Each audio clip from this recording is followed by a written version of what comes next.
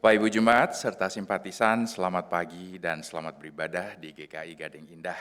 Senang sekali kami Majelis Jemaat GKI Gading Indah pada pagi hari ini dapat beribadah bersama-sama dengan Bapak Ibu Saudara serta hadirin sekalian. Bersama ini pula kami sampaikan beberapa poin penekanan warta sebagai berikut. Berita kelahiran, telah lahir di tengah kita Gerrit Timothy Versieling, anak pertama dari pasangan Bapak Robert Versieling dan Ibu Stella Stefani Kosim pada hari Sabtu 30 Desember 2023. Kita doakan agar Timothy dapat bertumbuh menjadi anak yang baik di hadapan Tuhan. Peneguhan dan pemberkatan pernikahan. Akan dilayankan kebaktian peneguhan dan pemberkatan pernikahan atas diri Saudara Yosua, anggota GKI Gading Indah, dengan Saudari Velita Oktaviani, anggota GKI Bekasi Timur. Pada hari Sabtu 20 Januari 2024 dilayani oleh GKI Gading Indah. Tata cara dan masa aprobasi dapat dilihat pada warta jemaat online. Sakramen Baptis Kudus Dewasa dan Pengakuan Percaya akan dilayankan pada hari Minggu 4 Februari 2024 pada kebaktian umum 1 dan 2 oleh Pendeta Stira Budi Purwosuwito. Untuk nama-nama calon baptis kudus dewasa dan pengakuan percaya atau CD dapat dilihat pada warta jemaat online. Apabila ada saudara atau saudari yang belum dapat menyambutnya karena alasan yang berdasarkan Alkitab dan tata gereja atau tata tertib GKI, pernyataan keberatan dapat disampaikan secara tertulis kepada Majelis Jemaat GKI Gading Indah paling lambat tanggal 28 Januari 2024 agar masalahnya dapat dipertimbangkan dan diputuskan secara gerejawi. Malam Puji dan Sabda dengan tema Ang Bun Sui, mengabdi tanpa pamrih, menabur dalam kebaikan, akan diadakan pada hari Kamis 18 Januari 2024 pada pukul 19.30 di GKI Gading Indah yang akan dipimpin oleh Pendeta Alexander Urbinas dari GKI Harapan Jaya. Kegiatan Komisi Pemuda. Di bulan Januari ini selama 2 hari berturut-turut ada 2 acara spesial untuk para pemuda. Yang pertama adalah Persekutuan Gabungan Pemuda Klasis di hari Sabtu ini pada tanggal 20 Januari pada pukul 14.30. Persegap melibatkan 15 GKI dalam Klasis Jakarta Timur dan bulan ini GKI Gading Indah dipercaya menjadi tuan rumah. Tema acaranya adalah Itinerary 2024 dengan pembawa firman Pendeta Ariel Susanto dari GKI Jemur Sari Surabaya. Kenapa itinerary dan bukan resolusi? Seperti yang biasa dibahas di tahun baru. Datang ya, supaya tahu alasannya. Kita bisa networking dengan para pemuda dari GKI lain juga loh di acara ini.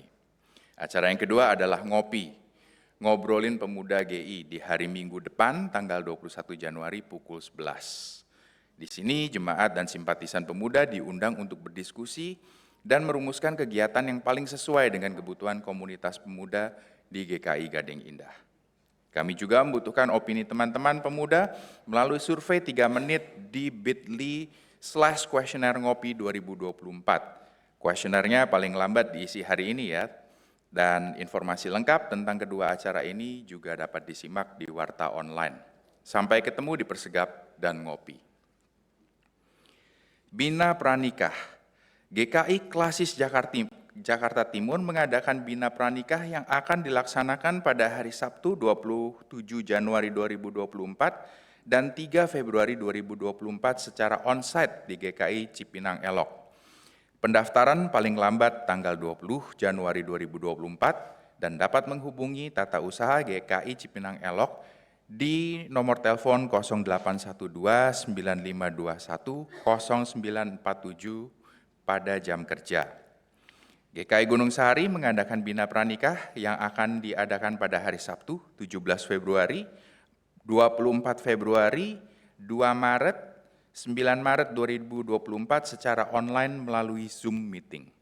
Informasi lebih lanjut dapat dilihat pada warta jemaat online. Majelis Jemaat GKI Gading Indah mengingatkan agar jemaat dan simpatisan yang kurang sehat, batuk, pilek atau flu atau demam, agar tetap menjaga protokol kesehatan dengan selalu memakai masker apabila sedang beribadah atau beraktivitas di lingkungan gereja. Hari ini pada kebaktian umum 2 Minggu 14 Januari 2024 dilakukan pertukaran penatua. Penatua dari GKI Buaran yang melayani di GKI Gading Indah dalam diri Penatua Ruth Helena, Penatua Tirta Sofiani. Sedangkan penatua dari GKI Gading Indah akan melayani di GKI Kemang Pratama dalam diri Penatua Franciscus Thanos dan Penatua Jenny Primasari. Demikian pokok warta hari ini, kebaktian hari ini dengan tema Hidup Bukan Milik Kita Sendiri akan dipimpin oleh Penatua Ana Nur Aini. Jemaat dipersilahkan untuk bersaat teduh sejenak sebelum ibadah dimulai.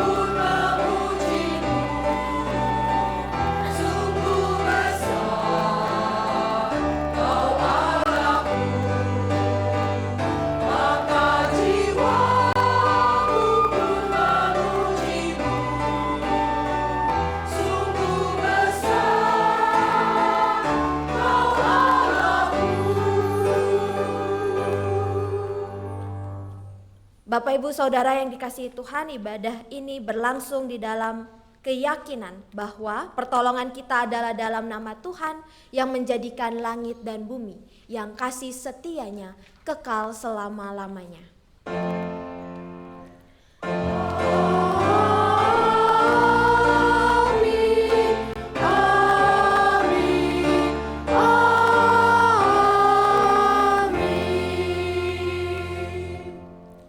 Salam sejahtera bagi saudara yang datang dalam nama Tuhan. Tuhan besertamu. Dan besertamu juga. Hidup bukan milik kita sendiri, melainkan milik Tuhan. Dan oleh sebab itu, kita dipanggil untuk hidup berserah kepada Allah, Sang Pemilik kehidupan. Sekalipun hidup tak selalu sesuai dengan rencana dan harapan kita, namun Tuhan menginginkan kita bertumbuh dengan tuntunan Tuhan. Mari kita sambut anugerah Tuhan dengan menyanyikan Dulu Ku Mencari.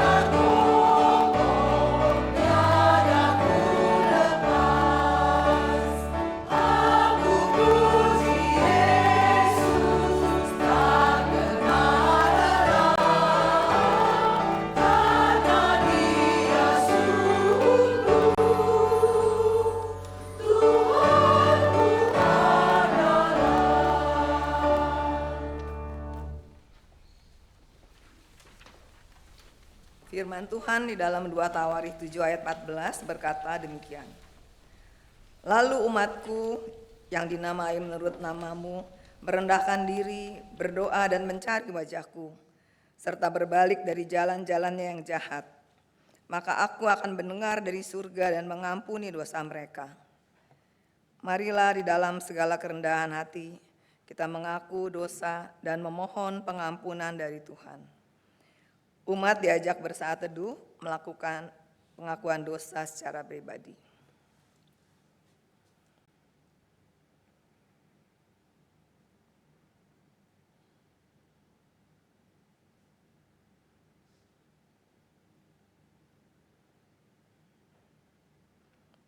Tuhan, Dengarkanlah doa pengakuan dosa yang dipanjatkan oleh umat-Mu. Terimalah permohonan kami dan mampukan kami untuk dapat selalu memperbarui hidup kami, menjadi anak-anak-Mu yang tunduk dan taat pada kehendak-Mu, sehingga hidup kami boleh berdampak bagi banyak orang. Ajar kami untuk memiliki kepekaan dan kepedulian terhadap orang-orang yang menderita, yang berada di sekeliling kami. Tolong kami untuk dapat mewujudkan perintah-Mu sebagai tanda pertobatan kami. Dengarkanlah pengakuan dosa kami. Dalam nama Tuhan Yesus Kristus kami sudah berdoa. Amin.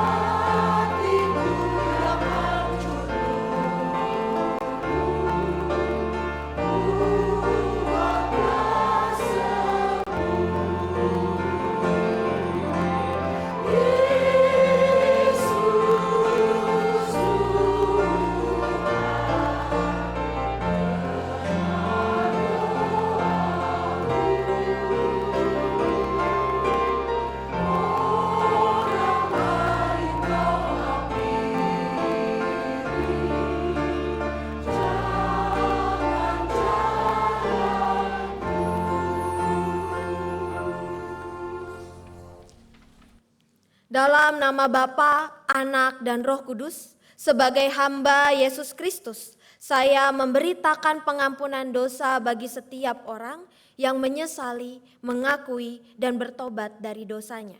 Firman Tuhan dalam Roma 12 ayat yang kedua berbunyi, "Janganlah menjadi serupa dengan dunia ini, tetapi berubahlah oleh pembaruan budimu, sehingga kamu dapat membedakan mana kehendak Allah, apa yang baik, yang berkenan kepadanya dan sempurna." Demikianlah berita anugerah dari Tuhan.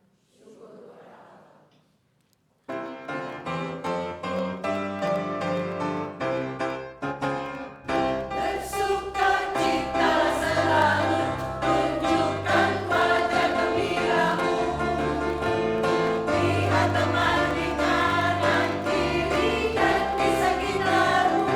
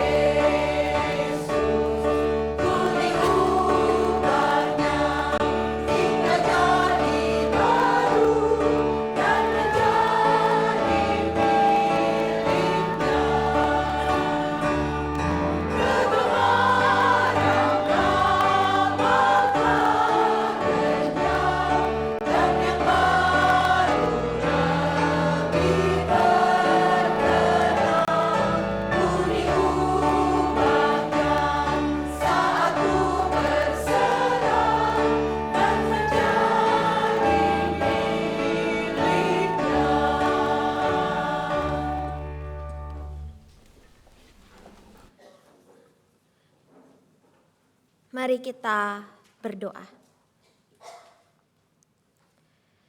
Ya Allah Bapa di dalam surga, kami mengucap syukur atas anugerah kehidupan yang Engkau berikan bagi setiap kami. Engkau yang memberikan kami kesempatan untuk mengakui dosa-dosa kami, untuk menerima anugerah pengampunan-Mu. Sehingga kami ya Tuhan boleh diubahkan hari demi hari, sedikit demi sedikit. Kami yang Engkau tebus menjadi milik kepunyaan-Mu. Sebab itu kami menyadari kami butuh Engkau dalam hidup kami, dalam menjalani hari-hari kami yang dipenuhi dengan godaan. Dan karena itu kami juga mau menyiapkan hati dan pikiran kami untuk mendengar, merenungkan firman Tuhan.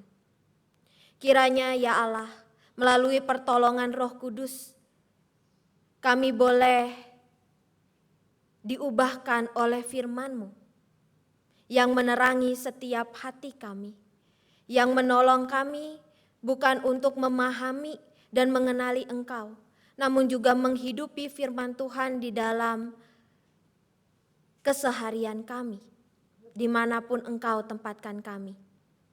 Karena itu bersabdalah ya Tuhan, kami mau dan siap untuk mendengarnya. Dalam nama Tuhan Yesus Kristus kami memohon. Amin.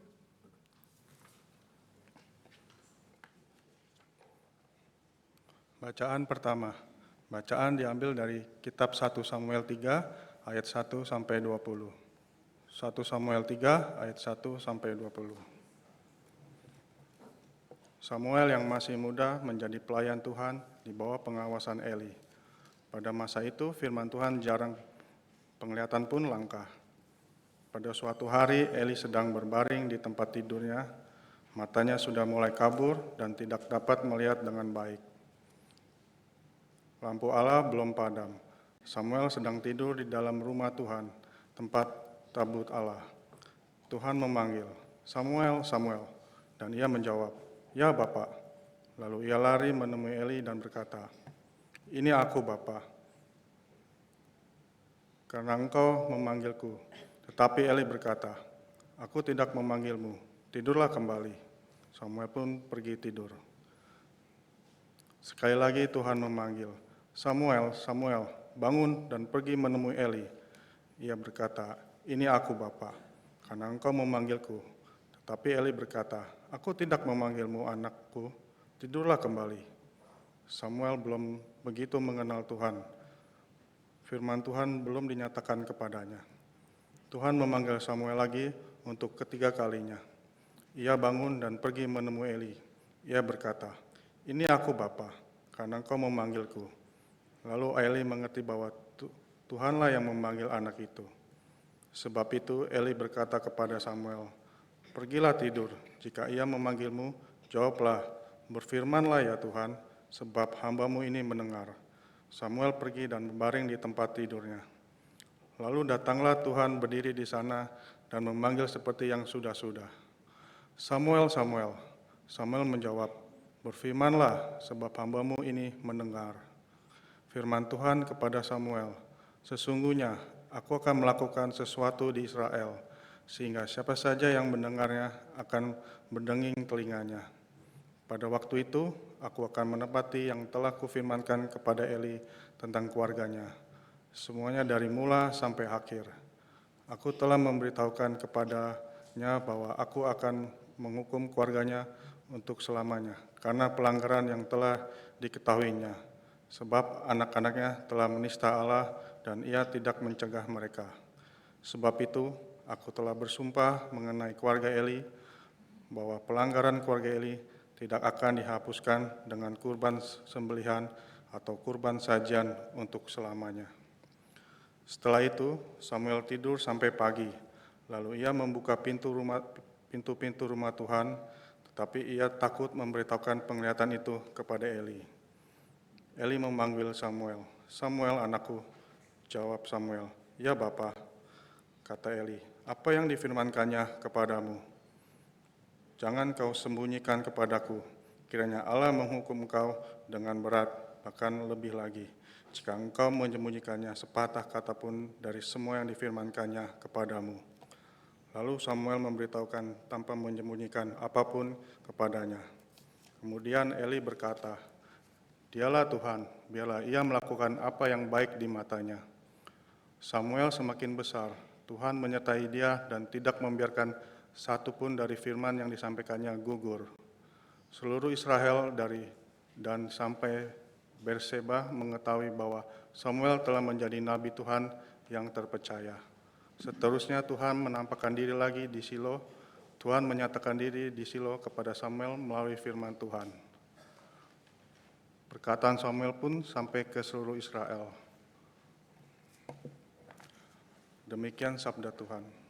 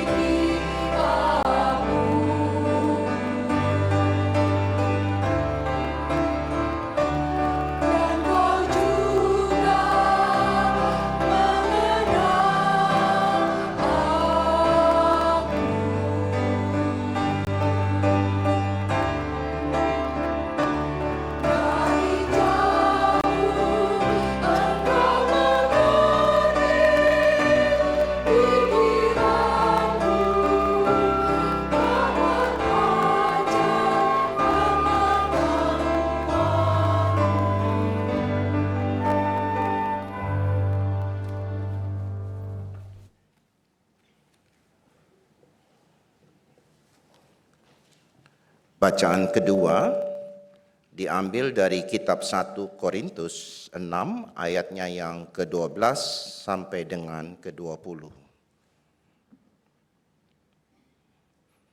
Segala sesuatu diperbolehkan bagiku, tetapi tidak semuanya berguna. Segala sesuatu diperbolehkan bagiku, tetapi aku tidak mau membiarkan diriku diperhamba oleh apapun. Makanan untuk perut, dan perut untuk makanan. Tetapi kedua-duanya akan dibinasakan Allah. Tubuh bukanlah untuk pencabulan, melainkan untuk Tuhan, dan Tuhan untuk tubuh. Allah yang membangkitkan Tuhan akan membangkitkan kita juga oleh kuasa-Nya. Tidak tahukah kamu bahwa tubuh kamu semua adalah anggota Kristus? Jadi, akan kuambilkah anggota Kristus dan menjadikannya anggota tubuh pelacur? Sekali-kali tidak. Atau tidak tahukah kamu bahwa siapa yang mengikatkan dirinya pada perempuan cabul menjadi satu tubuh dengan dia? Sebab telah dikatakan, keduanya akan menjadi satu daging. Namun siapa yang mengikatkan dirinya pada Tuhan, menjadi satu roh dengan Dia. Jauhkanlah dirimu dari pencabulan. Setiap dosa lain yang dilakukan manusia terjadi di luar tubuhnya. Namun orang yang melakukan percabulan berdosa terhadap tubuhnya sendiri. Atau tidak tahukah kamu bahwa tubuh kamu semua adalah bait Roh Kudus yang tinggal di dalam kamu, roh yang kamu peroleh dari Allah, dan bahwa kamu bukan milik kamu sendiri, sebab kamu telah dibeli dan harganya telah lunas dibayar. Karena itu, muliakanlah Allah dengan tubuhmu. Demikian sabda Tuhan. Bacaan diambil dari kitab Injil Tuhan Yesus Kristus menurut Injil Yohanes, pasalnya yang pertama, ayat 43 sampai 51. Injil Yohanes 1, ayatnya yang ke-43 sampai 51. Yang berkata demikian. Keesokan harinya Yesus memutuskan untuk berangkat ke Galilea. Ia bertemu dengan Filipus dan berkata kepadanya, "Ikutlah aku." Filipus berasal dari Betsaida, kota Andreas dan Petrus. Filipus menemui Natanael dan berkata kepadanya, "Kami telah menemukan Dia yang disebut oleh Musa dalam Taurat dan oleh nabi-nabi, yaitu Yesus anak Yusuf dari Nazaret." Kata Natanael kepadanya, "Mungkinkah sesuatu yang baik datang dari Nazaret?" Kata Filipus kepadanya, "Mari dan lihatlah." Yesus melihat Natanael datang kepadanya, lalu berkata tentang dia, "Lihat, inilah seorang Israel sejati, tidak ada kepalsuan di dalamnya." Kata Natanael kepadanya, "Bagaimana engkau mengenal aku?" Jawab Yesus kepadanya, "Sebelum Filipus memanggil engkau, aku telah melihat engkau di bawah pohon ara." Kata Natanael kepadanya, "Rabi, engkau anak Allah, engkau raja orang Israel." Yesus berkata, "Apakah karena aku berkata kepadamu, aku melihat engkau di bawah pohon ara, maka engkau percaya? Engkau akan melihat hal-hal yang lebih besar daripada itu." Lalu kata Yesus kepadanya, "Sesungguhnya aku berkata kepadamu, kamu akan melihat langit terbuka dan malaikat-malaikat Allah naik turun pada Anak Manusia." Demikianlah Injil Tuhan Yesus Kristus. Berbahagialah mereka yang mendengarkan firman Allah dan yang memeliharanya. Haleluya.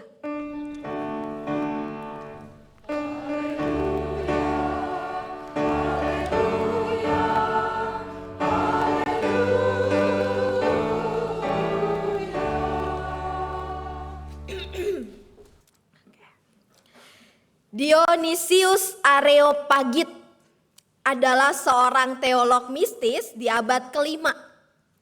Ia menyatakan bahwa ada 3 tahapan pertumbuhan spiritualitas orang percaya. Yang pertama, Bapak Ibu, adalah tahap purifikasi. Tahap di mana seseorang suka memahami, mempelajari, dan memperdebatkan doktrin. Kemudian memperjuangkan doktrin yang ia anggap benar sambil sibuk menyalahkan yang lain. Sibuk berdebat tentang doktrin-doktrin. Tapi berhenti di situ. Pokoknya doktrin yang ia pegang dan yakini adalah yang paling benar. Hanya sampai di situ. Selfish, mementingkan diri sendiri, yang penting menang debat. Itu tahap pertama. Tahap yang kedua ialah tahap iluminasi, pencerahan. Doktrin-doktrin yang ia pahami meneranginya, mencerahi dirinya. Tuhan yang ia kenali di dalam doktrin-doktrin itu mulai ia pahami dan ia terapkan untuk diri sendiri. Namun ia belum menyatu dengan kehendak Tuhan. Sebatas mengenal dan memahami, namun belum melibatkan diri. Dan yang terakhir, tahap ketiga, yaitu tahap iunifikasi. Persekutuan hidup dengan Tuhan, di mana bukan lagi aku, tetapi kehendak Tuhan yang jadi. Bukan hanya memahami dan mengenali siapa Allah, tetapi juga menghadirkan wajah dan kehendak Allah dalam kata dan perbuatannya. Caranya melihat hidup dengan sudut pandang Allah melihat kehidupan. Menyatu dengan Allah. Itu yang namanya iunifikasi. Dan Ibu Bapak Saudara yang dikasihi oleh Tuhan, dari 3 tahapan pertumbuhan spiritualitas ini jelas mengatakan kepada kita bahwa hidup bukan milik kita sendiri, tidak hanya tahu tentang doktrin, bukan sekadar mengenal dan paham tentang firman Tuhan untuk diri sendiri, tetapi hidup yang menyatu dengan Allah, hidup yang menghadirkan wajah dan kehendak Allah, selaras dengan ungkapan Paulus di surat Galatia 2 ayat 20. Namun aku hidup, tetapi bukan aku sendiri yang hidup, melainkan Kristus yang hidup di dalam aku. Dan inilah yang seringkali terlupakan oleh kita. Rasanya puas ketika hanya tahu dan paham tentang firman Tuhan. Rasanya puas sudah bergereja, apalagi datang di kebaktian pertama. Duduk di tempat yang biasa. Tapi apakah mau melakukan kehendaknya? Tunggu dulu. Nanti dulu. Kalau kata telenovela, tidak semudah itu Ferguson. Layaknya seperti keluarga Imam Eli dalam bacaan pertama kita. Kaum keluarga Eli beribadah kepada Tuhan, namun miskin spirit menyembah. Ritus-ritus peribadahan masih dilakukan, namun rasa hormat dan pujian kepada Allah telah menghilang. Anak-anak Eli tidak hidup sesuai dengan kehendak Allah. Mereka tahu firman Tuhan, mereka paham kehendak Tuhan, namun tidak peduli dan tidak mau melakukannya. Alkitab memakai istilah kepada mereka tidak mengindahkan Tuhan dan merendahkan Tuhan. Mereka hanya mau melakukan kehendak Allah kalau sesuai dengan keinginan hati. Bukan Allah, tetapi keakuan yang tampil. Iman yang mereka miliki adalah iman yang mementingkan diri sendiri. Lalu bagaimana dengan kita saat ini? Apakah Ibu Bapak, saya merasa jauh lebih baik dari keluarga Eli? saya pikir ada baiknya bagi kita untuk melihat di mana sih posisi pertumbuhan spiritualitas kita saat ini. Apakah ibadah kita jauh lebih baik dari keluarga Eli? Apakah ibadah kita dipenuhi oleh hati yang menyembah kepada Allah? Yang kita cari pribadi Allah atau pribadi Allah yang memberikan berkat-berkatnya? Memberikan apa yang kita inginkan? Mari Ibu Bapak kita memeriksa diri. Firman Tuhan masih diberitakan setiap minggu, namun apakah kita mengindahkannya? Saya, Anda, kita semua yang ada di ruangan ini maupun yang mengikuti lewat YouTube, kita semua masih percaya Allah yang berkuasa. Namun apakah kita menghormatinya? Kita masih melaksanakan ritus-ritus. Bahkan minggu lalu kita baru menerima sakramen perjamuan kudus. Tapi apakah kita melakukannya dengan hati yang tulus? Suara Tuhan barangkali masih kita dengar. Tapi apakah kita mau mendengarkan dan bersedia melakukannya? Jika kita menyadari bahwa iunifikasi bukan aku tapi Tuhan yang ada dalam diriku, masih jauh dalam diri kita, bagaikan langit dan bumi, maka itu tanda bagi setiap kita kembali Ibu Bapak mengevaluasi pertumbuhan iman kita. Menjalani hidup yang dipenuhi kesadaran, bukan aku lagi yang hidup tetapi Tuhan. Bagaimana caranya? Mulai dari bertanya pada diri sendiri, memeriksa diri melalui pertanyaan-pertanyaan yang tadi saya sampaikan. Seperti Daud dalam Mazmur 139 yang kita naikkan, yang kita nyanyikan bersama-sama. Daud menyadari Allah tahu dan mengenal dirinya, maka tidak ragu ia memohon, ujilah aku dan ketahuilah pikiran-pikiranku. Lihatlah apakah jalanku serong dan tuntunlah aku di jalan yang kekal. Sebuah permohonan yang berani untuk melihat, menilai ke dalam diri. Kesediaan hati untuk dituntun ke jalan yang Allah kehendaki. Bukan sekadar bicara, bukan cuma paham, namun terwujud dalam tindakan nyata untuk mau dituntun oleh Allah. Dan itulah yang kita lihat, yang tercermin dalam respon Samuel yang kecil ketika ia harus memberitakan kabar kehancuran keluarga Imam Eli dan bangsa Israel. Ada rasa sungkan karena Eli adalah bapa rohaninya. Ada rasa enggan karena Samuel masih kecil. Samuel tahu bahwa jika ia memperdengarkan firman Tuhan itu, orang-orang yang mendengarnya tidak akan suka. Itu bukan berita sukacita, itu berita kehancuran. Itu berita yang mau Tuhan sampaikan melalui Samuel kecil.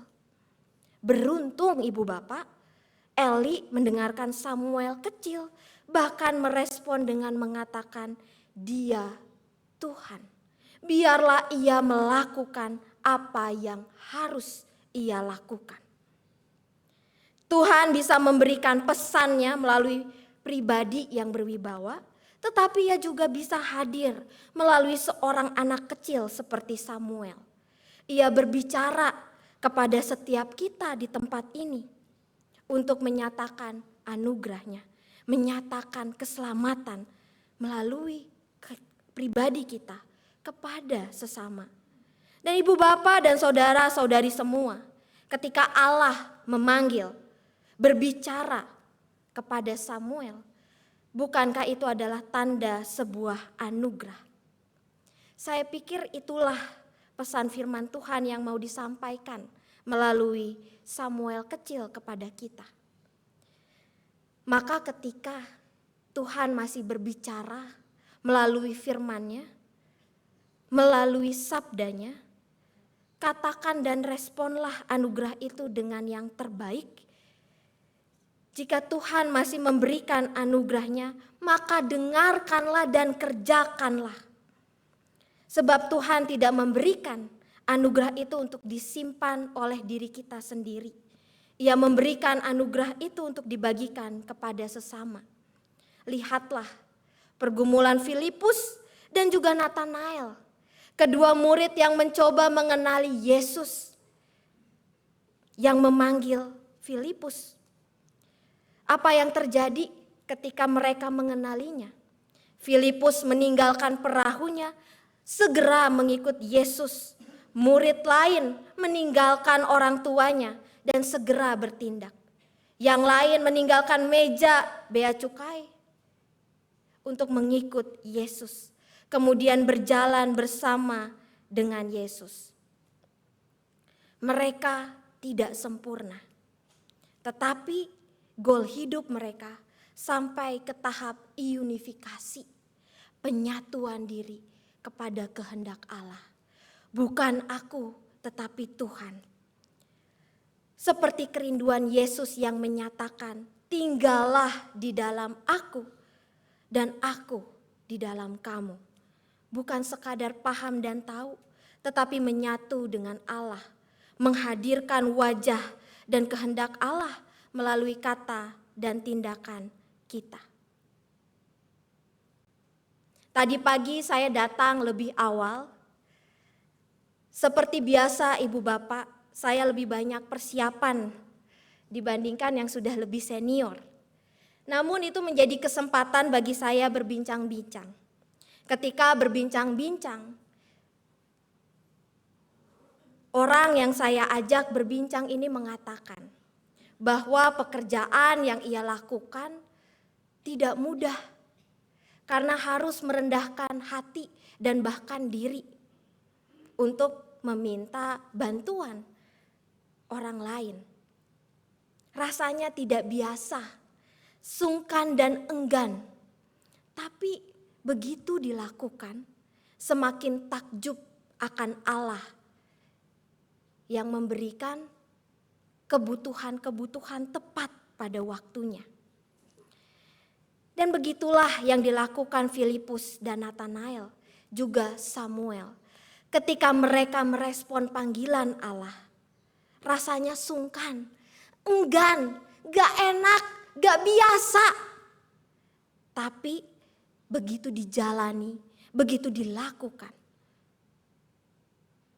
mereka makin takjub pada Allah, takjub pada pekerjaan dan karya Tuhan. Salah satu penulis favorit saya, Gunawan Muhammad Gunawan, menuliskan dalam bukunya Catatan Pinggiran 1, kita tak jadi bijaksana, bersih hati, dan bahagia karena membaca buku petunjuk yang judulnya bermula dengan How to. Kita harus terjun, kadang hanyut, kadang berenang dalam pengalaman. Kita harus berada dalam perbuatan, dalam merenung dan merasakan dalam laku. Ujian dan hasil ditentukan di sana.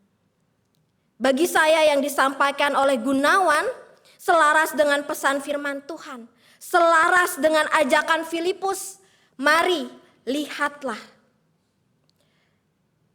Yang mengajak kita untuk menjadi pengikut-pengikut Tuhan yang bijak, bersih hati, dan bahagia. Kalau hanya sekedar tahu dan paham, kita nggak akan dapat.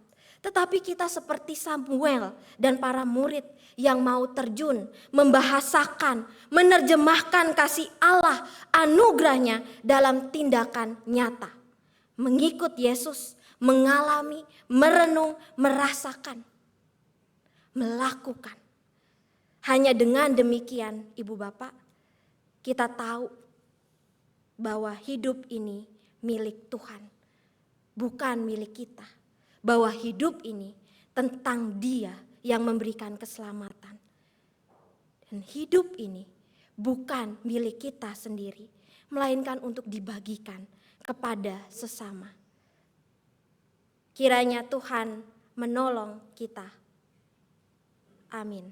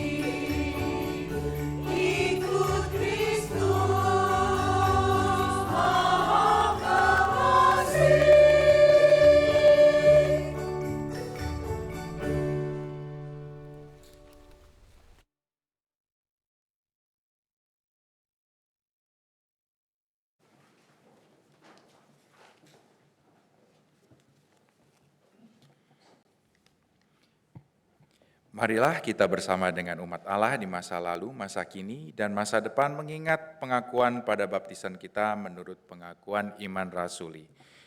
Aku percaya kepada Allah Bapa yang Maha Kuasa, Khalik langit dan bumi, dan kepada Yesus Kristus, anaknya yang tunggal Tuhan kita, yang dikandung dari Roh Kudus, lahir dari anak darah Maria, yang menderita sengsara di bawah pemerintahan Pontius Pilatus, disalibkan, mati, dan dikuburkan, turun dalam kerajaan maut. Pada hari yang ketiga, bangkit pula dari antara orang mati. Naik surga, duduk di sebelah kanan Allah, Bapa yang Maha Kuasa. Dan dari sana ia akan datang untuk menghakimi orang yang hidup dan yang mati. Aku percaya kepada Roh Kudus, gereja yang kudus dan am, persekutuan orang kudus, pengampunan dosa, kebangkitan orang mati, dan hidup yang kekal. Amin.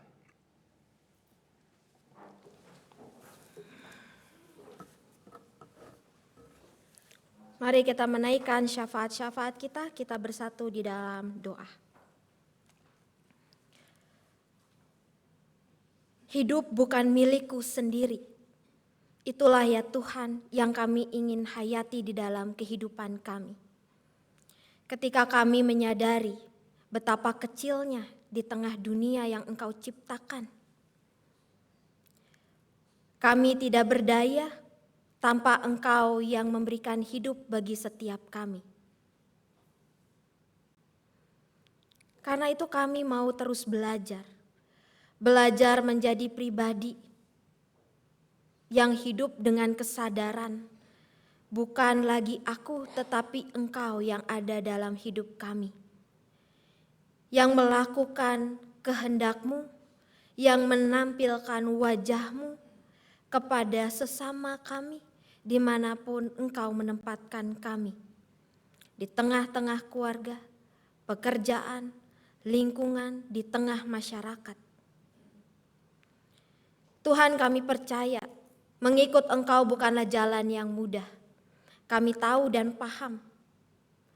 Maka biarlah Roh Kudus yang menolong setiap kami untuk melawan segala ego dalam diri, untuk menghilangkan keakuan diri, tetapi yang mau terbuka dan tanpa ragu memohon kepadamu, selidikilah aku ya Tuhan. Tuntunlah aku, tegurlah jika aku berjalan serong, karena dengan demikian kami di tempat ini dapat terus melakukan kehendak-Mu di dalam hidup kami. Hilangkan rasa enggan dan sungkan ketika firman yang kami dengar menempatkan kami pada posisi yang sulit, pada situasi yang tidak enak. Mampukan kami punya telinga mendengar Engkau yang berbicara kepada kami. Engkau yang memberikan kemampuan kepada kami, sehingga kami boleh takjub ya Tuhan, ketika kami mau berjalan bersama dengan Engkau. Takjub atas anugerah dan karya-karya-Mu dalam hidup kami. Dan saat ini kami mau berdoa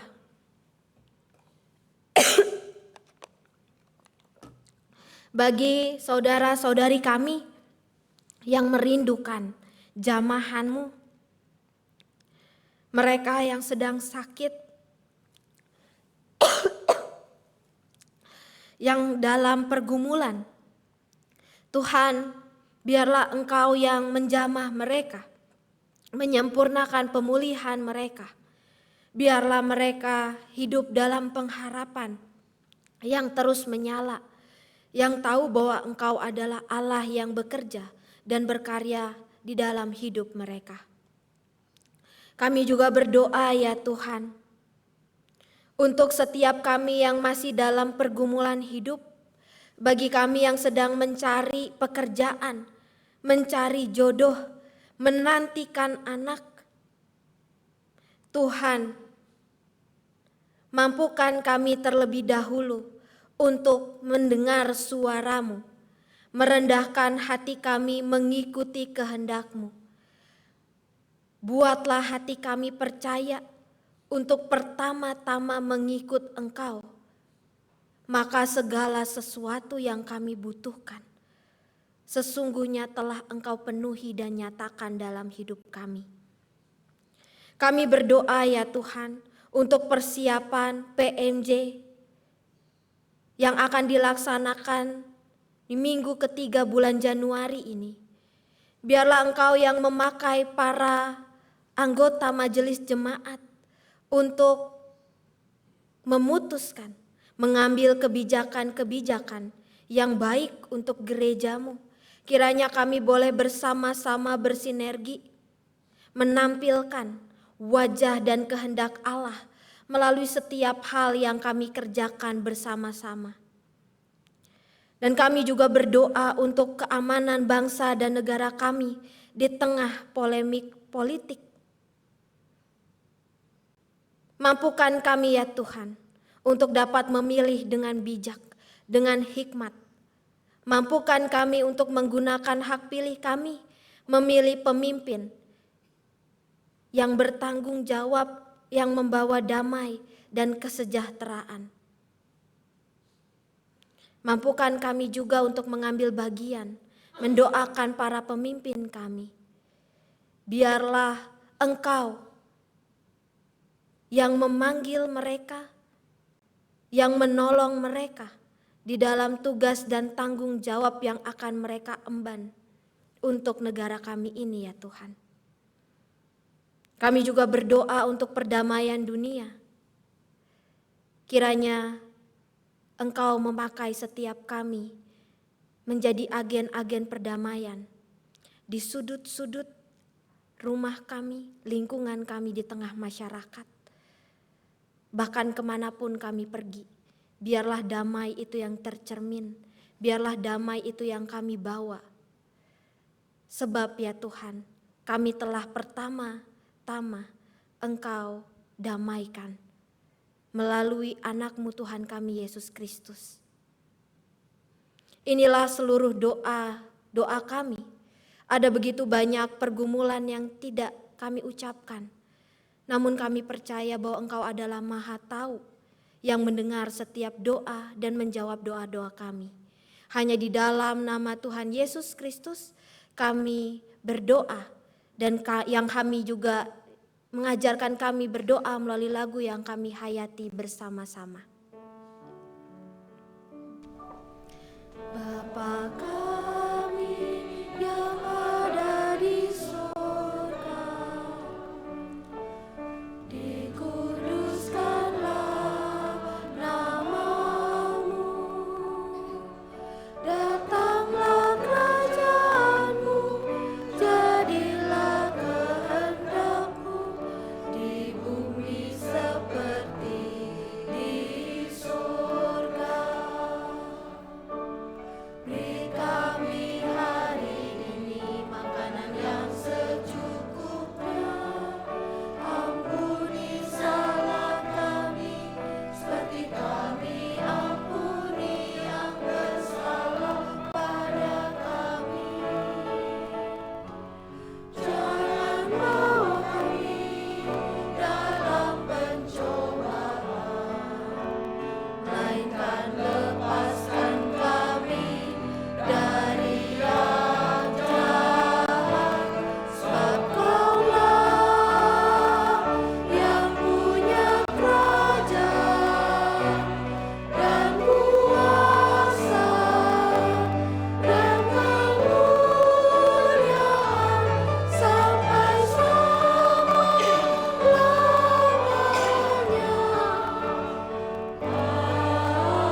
Amin.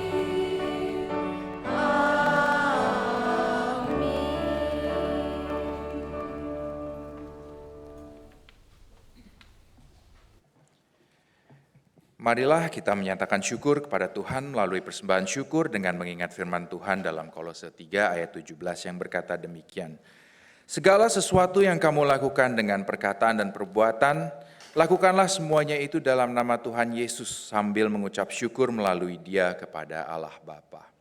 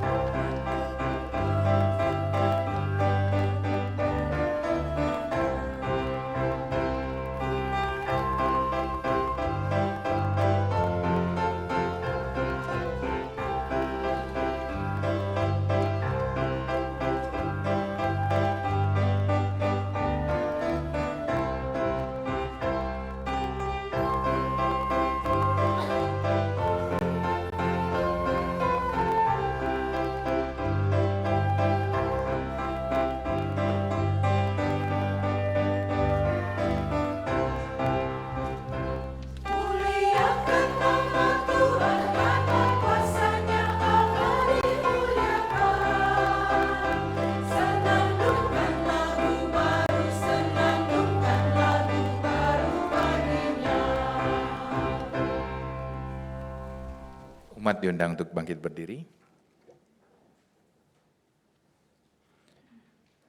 Mari kita bawa persembahan kita dalam doa. Ya Tuhan Allah Bapa kami yang bertahta di dalam kerajaan surga, puji syukur kami panjatkan kepadamu karena kasih karunia dan berkat yang telah Engkau berikan sampai dengan hari ini kami boleh berdiri pada pagi hari ini. Dan kami yakini dan kami percayai bahwa semua berkat yang kami peroleh itu adalah semata-mata karena kemurahan Engkau dalam kehidupan kami. Untuk itu ya Tuhan, sebagai bukti ungkapan syukur kami kepadamu, saat ini kami memberikan persembahan syukur kami. Hendaknya Engkau kuduskan dan terimalah persembahan kami ini, agar supaya persembahan ini boleh menjadi berkat untuk pelayanan-Mu dan menjadi berkat bagi sesama kami. Dalam doa kami juga memohon agar Engkau senantiasa mengajarkan kami dan mengingatkan kami terus untuk senantiasa mengucap syukur dalam segala hal, dan yang terutama adalah mempersembahkan tubuh kami sebagai persembahan yang hidup kepadamu. Dalam nama Tuhan Yesus Kristus kami naikkan doa ini. Amin.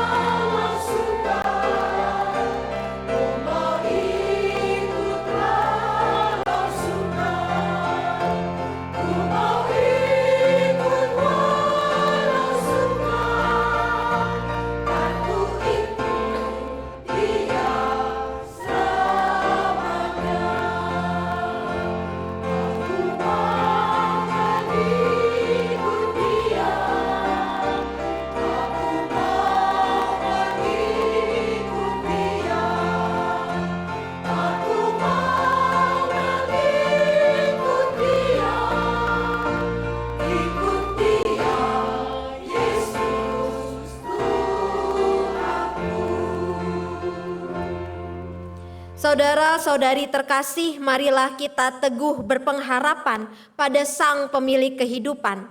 Arungilah kehidupan dengan mendengar tuntunan suaranya. Dan kini arahkanlah hatimu kepada Tuhan. Jadilah saksi Kristus. Terpujilah Tuhan. Dan terimalah berkat Tuhan. Tuhan memberkati kita dan melindungi kita. Tuhan menyinari kita dengan wajah-Nya dan memberi kita kasih karunia. Tuhan menghadapkan wajah-Nya kepada kita dan memberi kita damai sejahtera.